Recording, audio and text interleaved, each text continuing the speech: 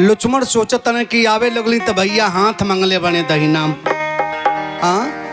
लेकिन जौने हाथ से हमके आशीर्वाद मिलल बा, जौने हाथ से हमके फल फूल मिलल बा, ये हाथ पर हम कौना तरह से कर सकल जाला। लक्ष्मण कहलन के नाम आज चल तनी हम यही जंगल में अपना ऊपर चीता साज के आज अपन जान दे दे, प्राण त्याग दे, लौट के अयोध्या ना जाए। लक्ष्मण ये रथवा वजह से सीता जी के उतार के लेकर लगन रथ लेके भागे। सीता जी कहली के लक्ष्मण लक्ष्मण आज कहाँ छोड़ के भाग रहल बड़ो? कहला जंगल से लेके वापस आई, ये घना घोर जंगल में छोड़ के लक्ष्मण भाग रहल बड़ो। इन्हें सीता मैया देखा भी ये पुकार कर रहल बड़ी, आरी हमारी ओरिया ए बाबू, अरे हमारी ओरिया, आरी हमारी ओरिया ए लक्ष्मण, अरे हमारी ओरिया कोरो, अरे दया के नजरिया तू हमारी ओरिया।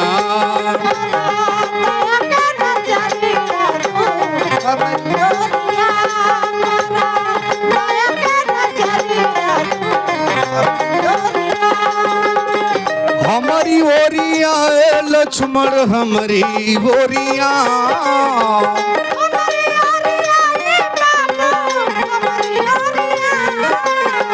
हमारी ओरिया ए लक्ष्मण हमारी ओरिया कोरो दया के नजरिया तो हमारी ओरिया।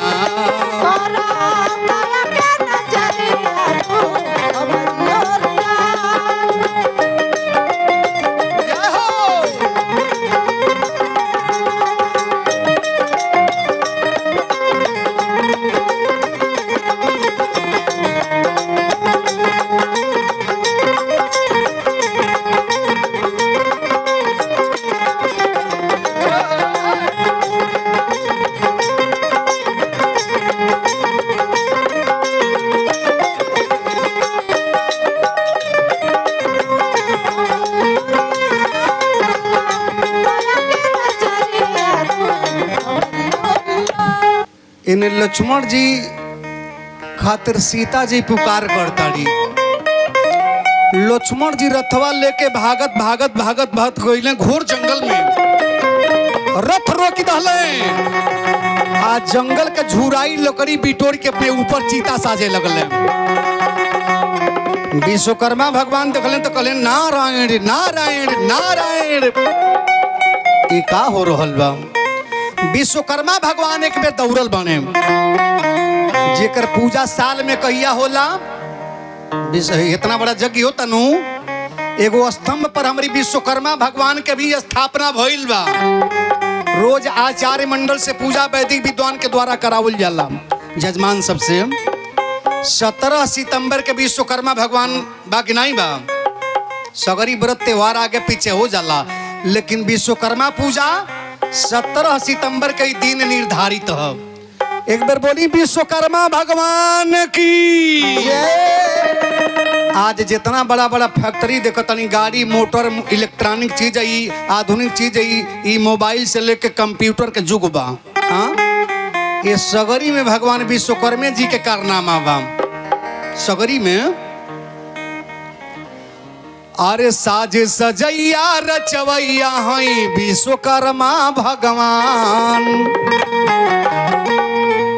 हो साज सजैया रचवैया हई अरे विश्वकर्मा भगवान, पर कुर्बान बानी हो कुर्बान बानी हो। एक बार बोली विश्वकर्मा भगवान की जय। इन्हें दौड़ के गगले कहले लक्ष्मणी का करता रहो, काहे झुराई लकड़ी अपने देही पर साजता रहो। कहले आगी मांगता नहीं केहू आगी धरा दे। हमार भैया राम हमरा से माता के हमरा हाथ मंगले बने दहीना।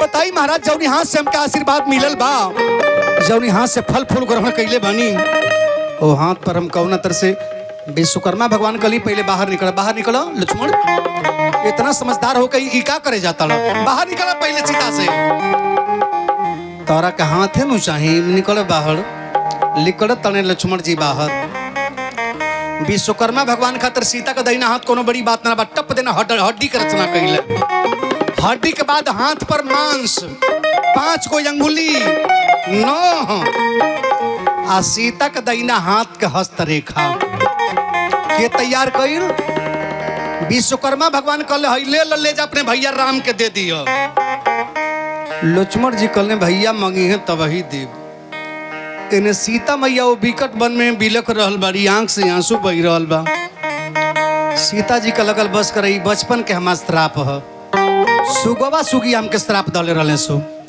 सीता जी जब किशोरी अवस्था में रहली सखी लोग के साथ ये गोइल रहली फुलवारी के दर्शन करे अब वही समय में एगो सुगा सुगी आकाश मार्ग से उड़ाता उतरने सब सुगिया के पेट में अंडा रहे आ सुगवा देखलस तब सीता जी के त सुगिया से सुगवा कहता कैसे अरे या राम कोलो धनिया अरे या राम कोलो धनिया आराम कोलो धनिया अरे यही रे बगनिया आराम कोलो धनिया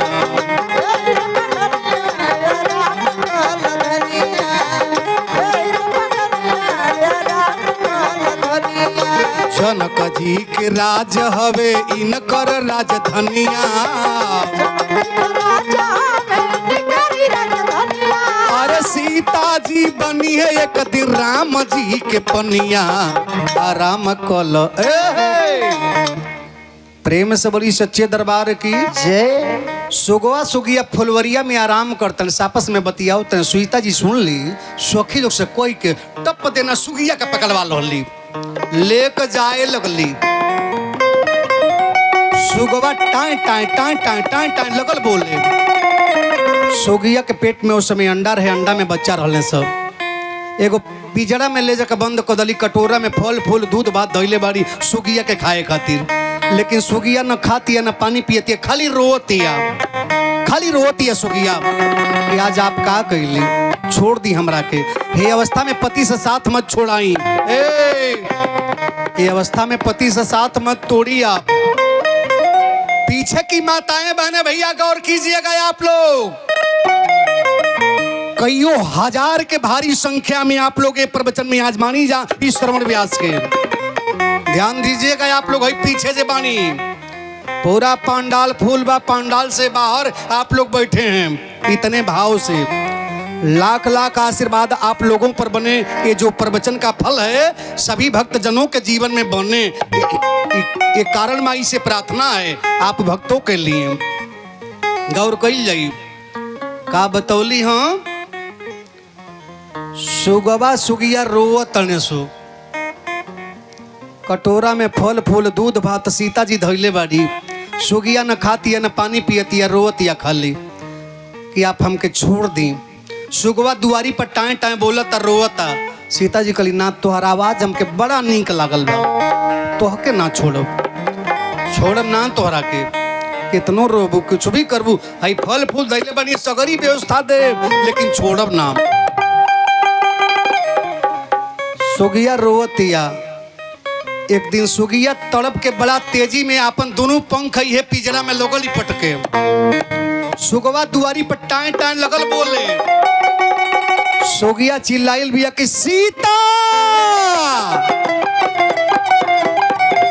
सीता जी दौड़ो लली सुगिया के का हो गई काहे तड़फड़ाती पंख पटकतिया सुगिया कल सज मरे जाता ना तो छोड़ दी सीता जी कली कुछ भी कहबू तो के ना छोड़ब तोहर आवाज हमरा के बड़ा नीक लागल बा तो के ना छोड़ब इन्हें देखब सुगिया सुगवा रोवत ने जब मरे लगले सो त सुगिया के पेट में अंडा रहे बच्चा रहले सो अंडा में आ श्राप देतने से सुगिया सुगवा सुगी है लइका हे का देखत तल हाँ बैठ जा चलो बैठो तो नहीं पचन बैठ जा बाबू बैठिए इतना बढ़िया लड़का बढ़िया विद्यालय में पढ़े ले हाँ चले आप लोग ध्यान देंगे बैठ हाँ ये दरबार में बानी भैया बाबू चाचा जी माता बहन अब देखी है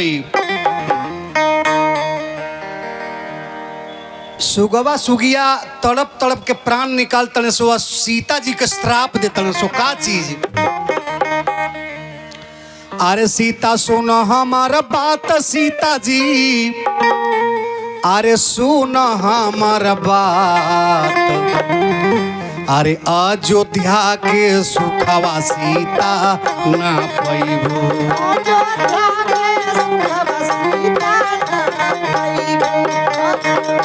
अरे अयोध्या के सुखवा सीता ना पैबू,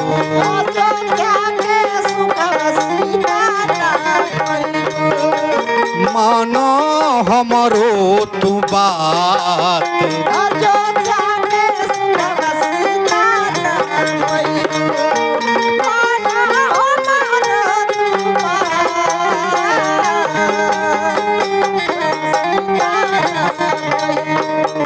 सुगिया तेजी दिहली प्राण सुगिया, अरे तेजी दिहली प्राण, अरे थोड़े देर के बाद सुगवा मर गई,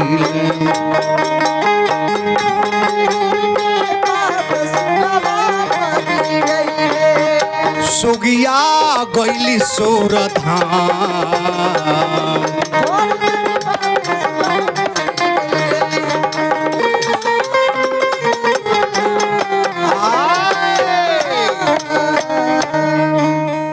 सुगवा सुगिया जब मरे लगले प्राण निकले लगल तो सीता जी के श्राप दे दल सब।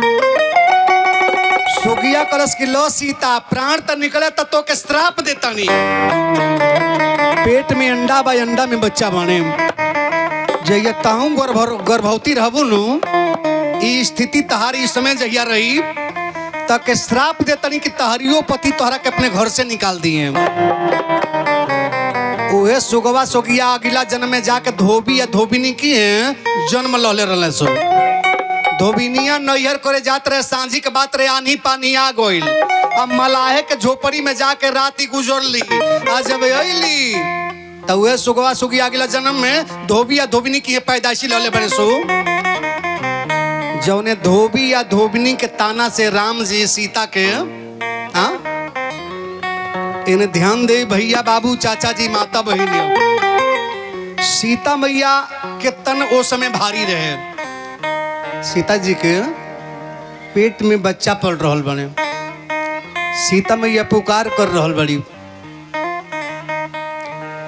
मुझे तेरी मोहब्बत का सहारा मिल गया हो,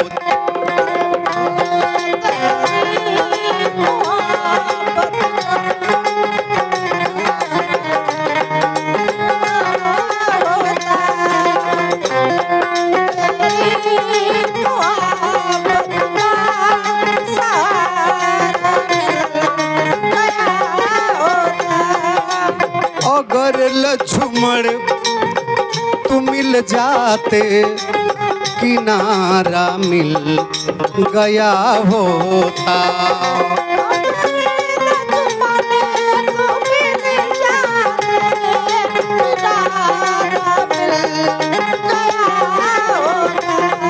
अगर लक्ष्मण तो मिल जाते किनारा मिल गया होता, मुझे तेरी मोहब्बत का सहारा मिल गया होता,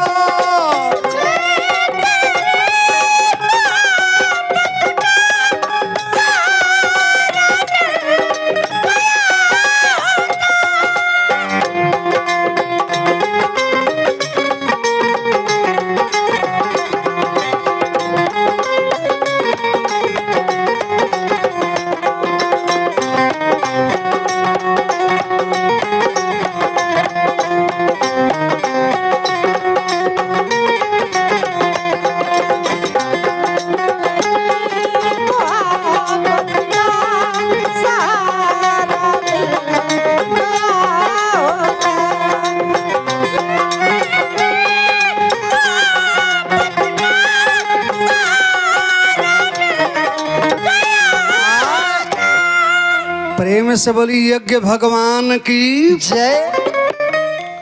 सीता जी कली हे अवस्था में अगर ससुराल में लोग ना रहे नैहर में जाके शरीर के उद्धार कइल जाला। हमारे पति हमरा के अपना घर से निकलवा दहले, अपना लगे से त्याग कर दहले। सीता जी कली लौट के अयोध्या ना जाई।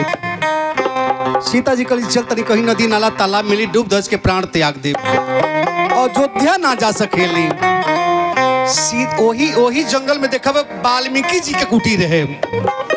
वाल्मीकि जी उसमें पुस्तक लिखत रही कि एक रोज आदि शक्ति जगदम्बा सीता हमरा कुटी में पधरी हैं।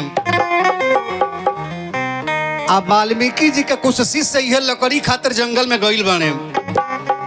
आज 7 दिन बीत गल बा, सीता जी न कुछ खइले बाड़ी न पानी पियले बाड़ी। पेट में बच्चा पल रहल बने। सीता जी खाली रो तरीके जाई तो कहाँ जाई। हे समय हमारी उद्धार कहाँ हो सकेला, केकरा लगे जाई। आज इतना एतर से इतना दूर घोर जंगल में हम बानी। हाँ भैया ध्यान देहल जाई, गौर करब आप। ओ बहन सीता जी कली चल तनी आज यही नदी में कूद के जान दे देता। बड़ा पानी बा नदी में। आज जब नदी को और सीता जी दौड़े लगली, वाल्मीकि जी के शिष्य लकड़ी खातिर गइल बने।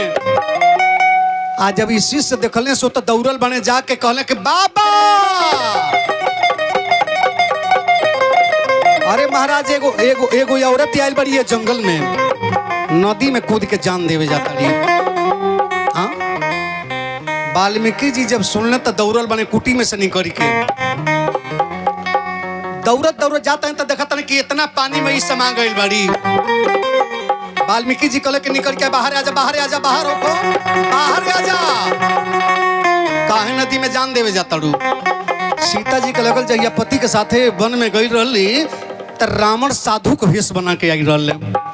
आज आज अकेले विकट वन में बानी। एक साधु है हमरा पीछे ही दौड़ रहल बने। सीता जी कली ना महाराज आप वापस लौट जाई, आप वापस चल जाई। वाल्मीकि जी कहले पहले नदी से बाहर निकल जा, जान देवे जा तड़ू। सीता जी कली आज प्राण त्याग दे, प्राण त्याग दे, जान दे दे। वाल्मीकि जी कहले निकल के पहले बाहर आ जा। आना तो तू सोचत होई भी कि नदी में समाइल बनी जान दे दे तो कहीं ऐसा न करे कि ऐसा मंत्र हमके न पढ़े के पड़ जा कि नदी के सगरी पानी सुखा दी। अब सोच ली है एक जान के चलते कितना जान कितना जीव में नदी में हुई है। तड़प तड़प के प्राण त्यागी हैं। वाल्मीकि जी के बात मान के सीता जी नदी से बाहर निकल ली। वाल्मीकि जी समझावे लगले कहाँ रहेलू, कहाँ घर हो, तुहार नाम का हो, केकर लड़की हो। हाँ सीता जी कली महाराज जी कुल मत पूछी, इतने समझ ली हम बचपन के अपन श्राप भोगतनी। सोगवा सोगी हमके श्राप दौले रहने सो। आज इस समय कुछ मत पूछिए आप हमसे। वाल्मीकि जी कहले पहले नाम पता घर द्वार बता दो। सीता जी देख ये बताओ तड़ी वाल्मीकि जी से कैसे। अरे अयोध्या नगरिया बाबा, आरे घरवा दुआरवा हो।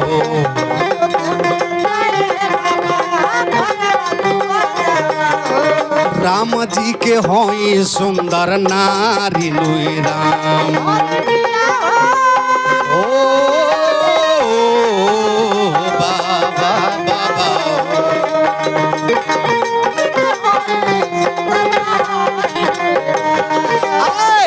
गावताणे शरमण व्यास सीता बन बसवा हो।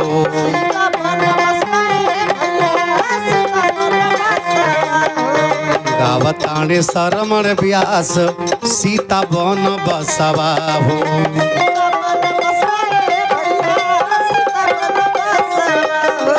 अकटहा में पोरेला मकान राम।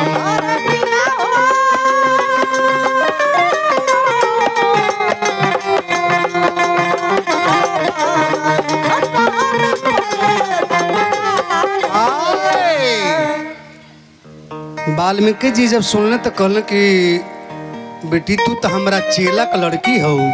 हाँ अरे साधु बाबा कहले हाँ बतिया चेलावा के हो तू बिटिया। ऐसन कर हमरा कुटी आश्रम हमरा कुटी में चला तू। सीता जी कली ना महाराज ऐसे में कुटी में जाए मत कहीं। सुगा के सुगी के श्राप हम भोगतानी। बचपन में हमरा सुगवा सुगी हमके श्राप दले रहले। इस समय हमार तन भारी बा। वाल्मीकि जी कहले चेला का लड़की है कोनो परेशानी तेरे जीवन में ना आवे दे। बात माना एक बेर चल चला हमरा कुटी पर। बड़ी समझौले कहले पर सीता मैया गईली वाल्मीकि जी के कुटी पर। कुटी के झाड़ बाहर कर ली पोत के तैयार कर तड़ी। वाल्मीकि जी पूजा पर बैठल बने पूजा में ध्यान बा। अचानक सीता मैया के कमर में दर्द उठल। सीता मैया से देखा बड़ा सुंदर एगो लड़का का जन्म होता वाल्मीकि जी के कुटी में। एक लड़का का जन्म भइल बा। सीता जी कली गुरुदेव देखब थोड़ा वस्त्र बा हम जातनी तालाब से अबे साफ करके लेके आओ तनी। हमार लड़का कुटी में बाने देखब तनी हमरा लड़का के रौरा। वाल्मीकि जी जब सुनले कि सीता से एक पुत्र के पैदाइशी भइल बा आ लड़का के रोवाई सुनाइल ह। अब वाल्मीकि जी के ध्यान तब फिर पूजा में हो गई। सीता जी गईली तो का देखली कि तालाब के तीरे कुछ बंदर अपने बच्चा के गोद में लेके दूध पिया होतने। दूध पिला रहल बने। इन्हें सीता जी के मोह आ गईल। अली वाल्मीकि जी के ध्यान पूजा में रहे टप दे ओ झोपड़ी में समय ली आय अपना लड़का के गोद में उठा कर लेके तालाब के तीरे चल गई। वाल्मीकि जी के ध्यान जब पूजा से टूटल जा तने कुटी में देखो तने कोनो लड़का ना। वाल्मीकि जी कहले ई का अभी हाले को लड़का के रुआई सुनाई लो। सीता एक तो वैसे दुखियारिन बाड़ी आई सीता हमसे पूछी है तो हम सीता से जवाब का दे। लगता जंगल के कोनो जिया जानवर अइले हाँ आ लड़का के लेके जंगल में भाग गईले। वाल्मीकि जी दौड़ के कुटी में से निकल के चारों तरफ ये खोजता ने। जब कहीं लड़का के ना पौले तब वाल्मीकि जी के लगल के सीता से हम जवाब का दे।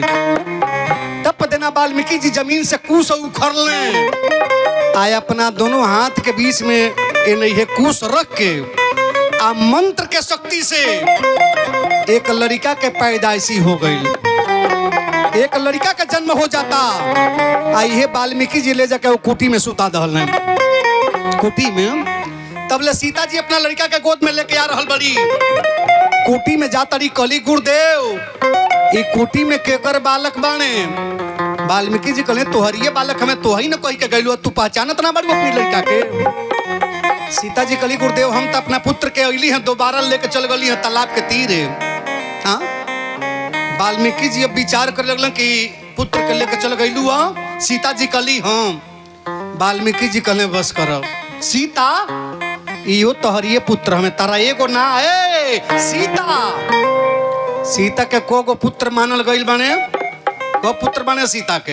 हाँ वाल्मीकि जी कहले सीता देखबू आज तहार आज तक सीता नाम से लोग जानत रहलो लेकिन आज तारा दूगो एगो ना ही सीता तारा दूगो पुत्र बाने। आज नामकरण चल करे चलता नहीं तारा के लोग सीता नाम से जानत रहलो लेकिन वन में आयल बारू ते आज तार नाम हम बदल के का धरतानी। आज से सीता नाम रही तुहार वन देवी। तारे पहला लड़का के नाम रही लव आ तारी दूसरा लड़का के नाम रही कुश। लव कुश के जन्म भइल बा। भैया बाबू चाचा जी माता बहन बड़ी सुंदर सोहर सुने के मिली। लव कुश के जन्म में हई देखब कितना भालू बंदर हाथी घोड़ा शेर ए प्रवचन भी आज देखी ना रहुरा। यही जब भैया बाबू चाचा जी माता बहन लव कुश के जन्म भइल बा बड़ी नाच के खुशी मनावे के बा। सुन बाहू केकर जन्म भइल बा कथा में केकर जन्म भइल ह। हाँ केकर पुत्र हमें हाँ भगवान के पुत्र भइल बने ये चाचा जी। केकर पुत्र भगवान के। अपना घरे पुत्र होने तो कितना सोना चांदी नेग नथिया बिको गहना न हाँ नेग लुटावल जाला लड़का के जन्म में। काहे से सोहर सबके दुआरी पर नहीं होला। सोहर जेकर 4 बीघा जमीन लिया तो सोहर नहीं होई, 5 लाख के गाड़ी किना जाई सोहर नहीं होई। सोहर कब होला? जेकरा परिवार में परमात्मा के बहुत बड़ा असीम कृपा बनेला। हाँ तो सोहर होके जाता जजमान गणे हई। अब प्रधान जी आप लोग तैयारी आपस में विचार करके बना लिया जाइए। हमरा बालकेश भैया, भागीरथ भैया, चांदबली चाचा, जो भी लोग कमेटी समिति में बानी सब जनी माता भाई सोहर होके जाता। एमे केकर केकर खुशी बा कि तनी नाची हो जा। लोग उसके जन्म में एगो लड़का नहीं होले तो कितना देवकुल लिपा जाला। हाँ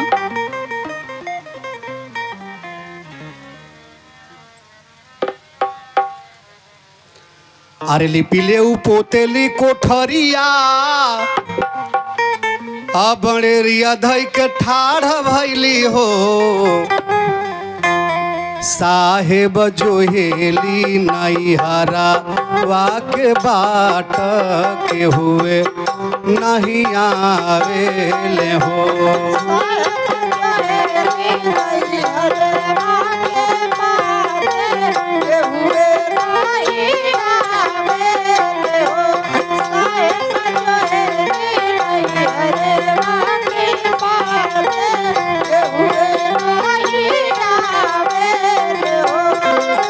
अरे 9 महीना के दिन एगो महतारी कितना दर्द कितना पीड़ा कष्ट सही के एगो औलाद के जन्म देली। ए चाचा जी हई देखब जाम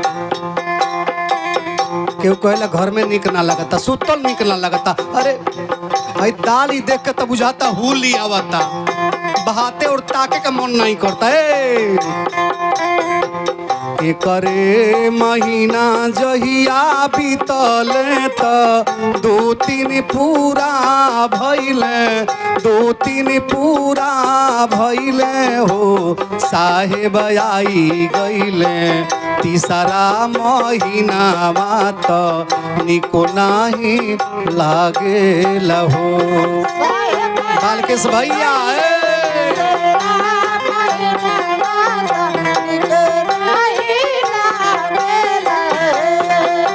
अरे 4 महीना जहिया बीतल तो 5-6 पूरा भइले, 5-6 पूरा भइले हो।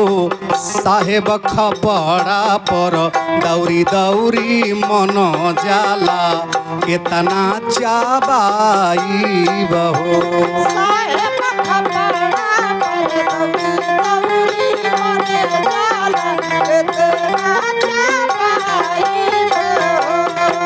देखो भैया लोग चाचा जी नाचक तया सबके बा भगवान के पुत्र भइल बने हो। अब एहू से भागी होई अपने जीवन में कि भगवान के पुत्र भइल बने। अभी देखी अभी तो शुरू भइल बा। आज प्रवचन हमरा बुझाता मुनहार हो जाई आज के प्रवचन है ना। देखो भाई भाई आज का होता इस श्रवण व्यास के ई प्रवचन में। जब वो दिन समय नहीं रहा तो कितने मेहरारू कोहली के दादा हई। हाँ कितने मेहरारू तौला हाड़ी फोड़ लोग चाबाला, खापड़ा नारियल खोज लोग चाबाला। हमारे गांव में 2 बारी खड़े डेहरी चबा जाली। डेहरी 6 महीना जहिया बीतल तो 7-8 पूरा भइले, 7-8 पूरा भइले हो। साहेब नहीं होके दुखवा समारत दुखवा जनावेले हो।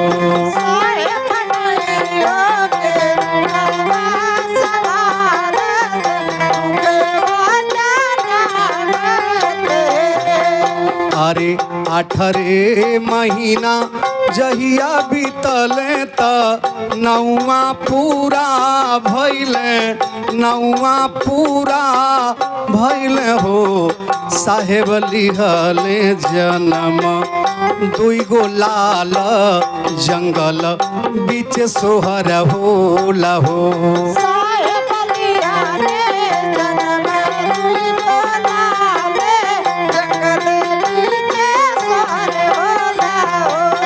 हमारा चांदबली चाचा, ए चाचा, ए भागीरथी भैया, हमरा जजमान जी रउरा सबे गाड़ी सुनले बनी जा। गाड़ी ओ समय बड़ी मेहरारू गोरी आवेली, जब वो दिन समय नियराला त कितने मेहरारू कोयली कैसे, अरे बाप रे, अरे माई, अरे यही रे समैया सैया के पैती तल्लाते मुक्का मारी देती, जुलूफी उखारी लेती, बबरी उनके नोची लेती हो। ललना रही रही आवे हमारा पीर तक के हम बोलाई बहो।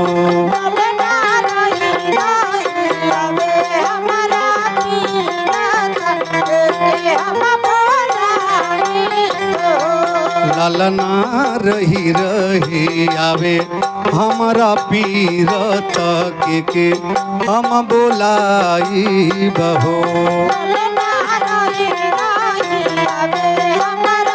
ए सुनबा हो, ई का होता सोहर यही तरह होला। सोहर माता बहन कमेटी के लोग देखी कितना बड़ा नेग के तैयारी में बानी जाके व्यास जी के ई चिन्हा दियाई। अब तनी हई जंगल के हाथी घोड़ा भालू बंदर चारों ओर से लोग घेर ले वाल्मीकि जी के कुटी घेराइल बे। माताएं बहनें सभी लोग गौर कीजिएगा, ध्यान दीजिएगा। इस प्रवचन में जितनी माताएं बहनें हैं, इस सोहर होता, नेग लुटावल जाता, हाथी अलगे नाचतरी, भालू अलगे नाचताने, घोड़ा अलगे नाचताने। हेमे तन जे नाचल ठाड़ हो जाए अब सोहर होके जाता लोग कुछ के जन्म में। माता बहन अब जे नाचल ठाड़ हो जाए सोहर अब होके जाता। अरे कहाँ नाचा जाइयो, खाली परछौनी में, डीजे पर, ऑर्केस्ट्रा में। हई भगवान के पुत्र भइल बने एहू सब भागी होला। ठाड़ हो जाए चाहे में माता बहन, अरे 10-20 लोग चार ठाड़ हो जा, ये लोग वहाँ नाचा तो ठाड़ हो जाओ। हाँ हई सोहर होके जाता, इतना भागी के बात ही बा। पंडाल में हई जितना माता बहन नाच रहल बनी जा, रउरे पचन के जीवन में घर में कबहू लड़कन बच्चन के कमी न हो के 5-7 जने ठाड़ हो की माता बहन ठाड़ हो जाइए आप लोग। अरे ठाड़ हो जाइए जी। ये कथा जब अयोध्या में चलेला, शहर में चलेला, तो सिटी की बहनें बेटियां उस पंडाल को सजा देती हैं। पंडाल में एक को चौपाई पर नाचे खातिर लोग तैयार हो जाला। और रउरा पचन के इतना कोहे पड़ता। ठाड़ हो जाई 5-7 जने माता बहन, ठाड़ हो की सोहर होके जाता हो। बधाई हो, अरे भगवान के पुत्र भइल बने माता बहन। हई देखी, आरे घूघूर पेन्ही, अरे नाचे बनरिनिया, अरे बन बीचे, अरे सोहर होला हो। बधाई हो, बधाई हो, बधाई हो। हे ललना राम जी के भैले, देखो लाल बधैया, अरे बन में बाजताने हो। हे ललना राम जी के भैले, देखो लाल बधैया, बन में बाजताने हो। बधाई हो, अरे जकर बड़ी भाग हो उ लोग नाचिए।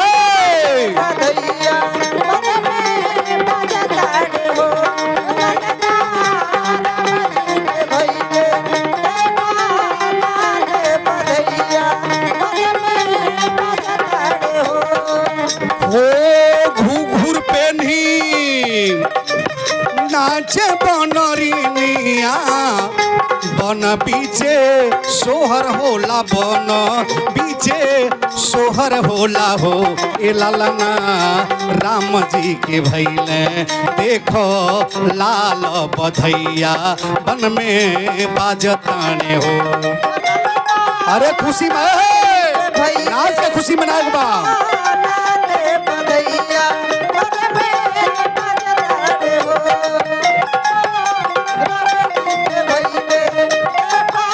बधाई हो बधाई हो।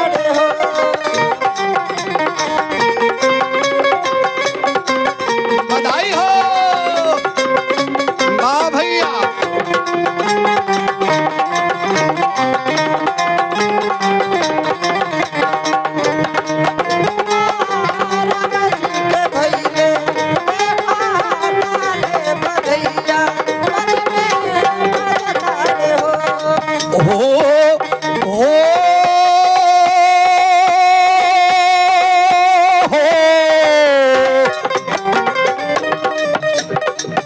बाबू के गोदी में उठावताने रही रही लोकावताने बाबू के खिलावताने हो ए लालना राम जी के भैले देखो लाल बधैया बन में बाजताने हो।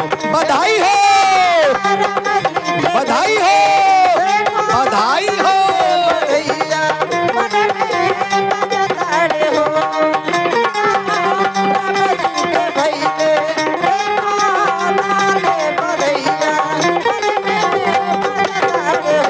के द्वारा 20 रुपया बाबू निरोग रहे परिवार में बधाई बाजे।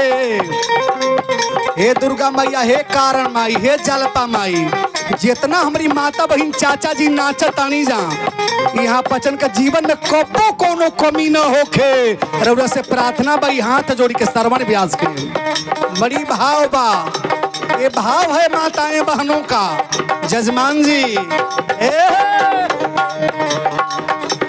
लालना राम जी के भैले देखो लाल बधैया बन में बाजताने हो।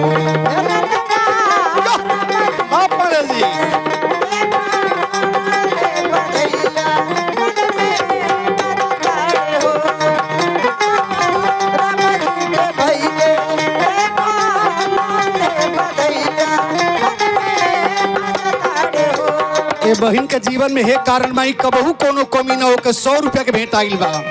लाख लाख राउर कृपा ये बहन पर बने। ये भाव है माताओं बहनों का।